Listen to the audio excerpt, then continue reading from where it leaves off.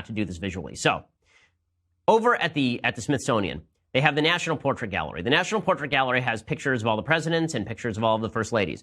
And they have now unveiled the pictures for Barack and Michelle Obama. So here is the picture of Barack Obama. You see it there on the left. Okay, there is Barack Obama, and he is actually sitting there in a chair that's apparently covered by leaves. He's getting poison ivy. He's being eaten by, there's like Little Shop of Horrors. He's actually being eaten by the foliage. And looking very serious. And, of course, this immediately made me think of Homer Simpson backing into the bushes. That is not, of course, the best version of this. Shoshana Weissman over on Twitter had the best version of this portrait. Here's what it looked like. Yeah, there it is. So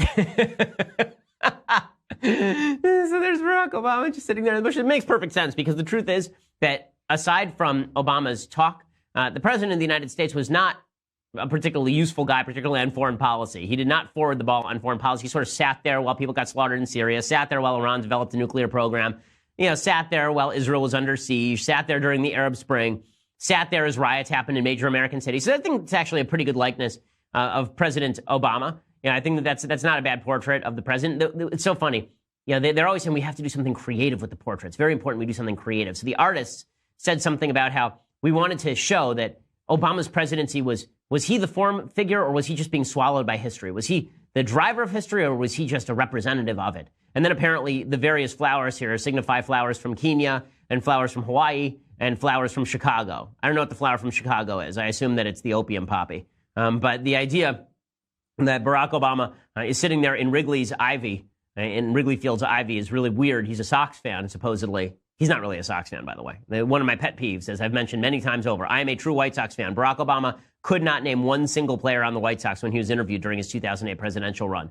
A real fan he is. Okay, so that was the picture of Obama. That one was getting mocked pretty relentlessly. That one is not the worst. The worst one is of Michelle. So here's the picture of Michelle Obama.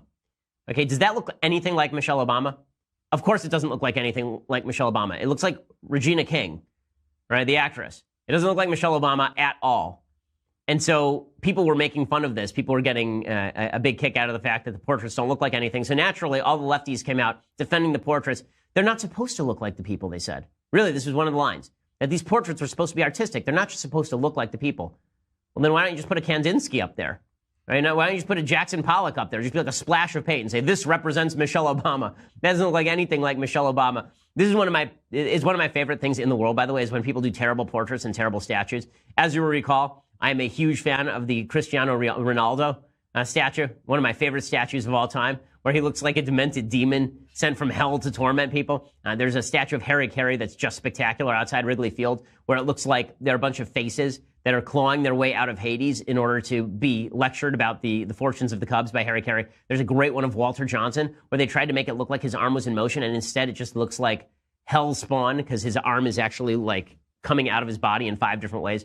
It's pretty spectacular. This one ranks pretty high up there. It's like the Lucille Ball statue that looks nothing like Lucille Ball. So well done, National Portrait Gallery. And congratulations again to Regina King for her portrait being entered into the National Gallery. It's very exciting. Congratulations to Homer Simpson as well for being hidden in that picture of Barack Obama. So all of that is very exciting. So in less wonderful news, it now turns out that the Trump administration wants to spend oodles and oodles and oodles of monies. We will make America great again.